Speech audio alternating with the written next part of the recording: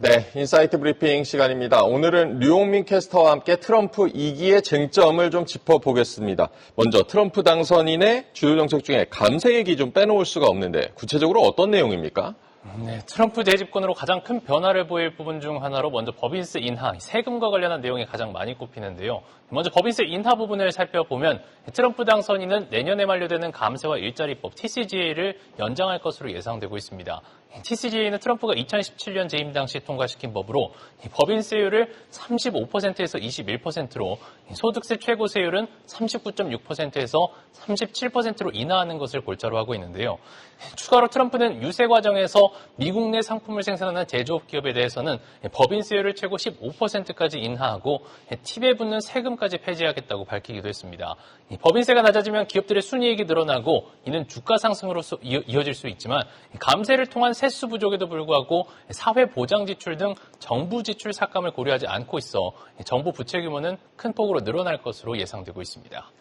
네, 감세에 이어서 이번에는 관세 문제도 좀 빼놓을 수가 없을 것 같은데 기존과 어떻게 다르다고 봐야겠습니까? 네, 모든 수입품에 10에서 20% 관세를 물리는 보편관세 문제도 주요 쟁점 중 하나인데요. 보편적 기본관세 시행을 통해서 앞서 언급된 재정 부족분을 보충하겠다는 방침입니다. 첫 임기 때는 캐나다와 멕시코에서 수입하는 제품의 관세를 인상하기 위해 북미 자유무역 협정을 폐기하고 미국, 멕시코, 캐나다 협정을 체결한 바 있는데요. 트럼프가 이번에 내세운 정책에 따르면 현재 평균 수입 관세율이 3%인데 모든 수입품에 대해서 최저 10%의 관세를 부과하게 됩니다. 특히 중국에 대해서는 필수품의 수입 금지 관련 4개년 계획을 시행하고 관세를 단계적으로 인상해 최대 60%까지 부과하겠다고 밝히면서 대중국 통상 전략에서 더욱 강력한 무역 조치를 적용할 것으로 보입니다. 이에 따라서 무역 분쟁이 심화되고 글로벌 불확실성의 확대가 불가피할 것으로 전망되고 있는데요.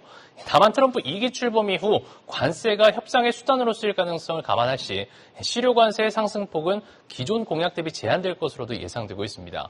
대중 관세는 전반적으로 확대되고 EU와 멕시코 자동차 관세 부과 등에 집중될 것으로 예상되고 있습니다. 네, 관세 문제도 잘 체크를 해보셔야 되겠고 트럼프가 집권하면은 재정 건전성이 악화된다. 관세 인상 시에 인플레가 반등할 수 있다면서 트럼플레이션이라는 용어까지 좀 등장을 했는데 이에 대한 평가는 어떻습니까?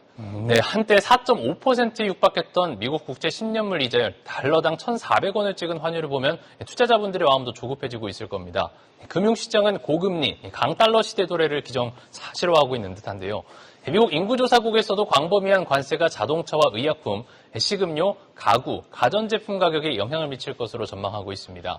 또 트럼프가 이민자 추방을 공약으로 내세우면서 건설업과 농업 등 이민자 인력이 많은 분야의 노동시장에 충격을 주면서 인플레이션을 부추길 가능성이 있을 것으로 예상하고 있는데요. 하지만 트럼프 1기 때도 지금과 매우 비슷한 정책 기조였기 때문에 기우라는 의견도 있습니다. 재임 기간 전체를 놓고 보면 오히려 금리도 달러 가치도 모두 하락했는데요. 당시 중국 견제를 위해서 관세를 줄줄이 올렸었고 법인세도 대폭 감면했습니다. 그래서 트럼프가 당선되자마자 금리가 급등세를 보였었죠. 트럼프가 당선된 2016년 11월부터 퇴임한 2021년 1월까지 미 국채 10년물 금리 추이인데 마지막 1년은 코로나 팬데믹으로 예외를 놓고 봤을 때 첫 3년의 기록만 봐도 마찬가지였습니다. 이에 대해 S&P 글로벌에서는 실제로 트럼프가 언급한 것과 같은 고율 관세가 부과될 가능성은 높지 않다고 전망했고요. 관세 압박은 무역국과의 협상 수단으로 사용될 것으로 예상했습니다. 전 세계로부터의 수입품에 대해서 10% 관세가 부과될 경우 미국의 CPI는 1.8%포인트 상승하게 되고 이것이 실질 GDP를 1%포인트 감소시킬 가능성이 있는데 인플레이션 위협이 아직 완전히 해소되지 않은 상황이기 때문에 미국 정부는 이러한 상황을 경계할 것이라고 분석했습니다.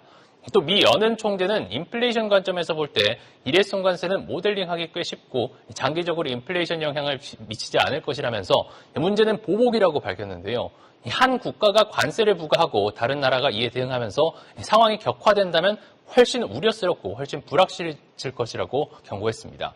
이어서 트럼프 집권 후 실제로 어떤 조치가 시행될지 다른 나라들이 어떻게 대응할지 지켜봐야 할 것이라고 덧붙이기도 했습니다. 네, 아직 정책에 대한 불확실성이 크기 때문에 정책 윤곽이 드러날 때까지 시장 변동성은 불가피해 보입니다. 오늘 인사이트 브리핑 류용민 캐스터와 함께했습니다. 계속해서 다양한 경제 이슈를 알고 싶다면 구독과 좋아요, 알림 설정 부탁드립니다. AI 캐스터 권미정이었습니다.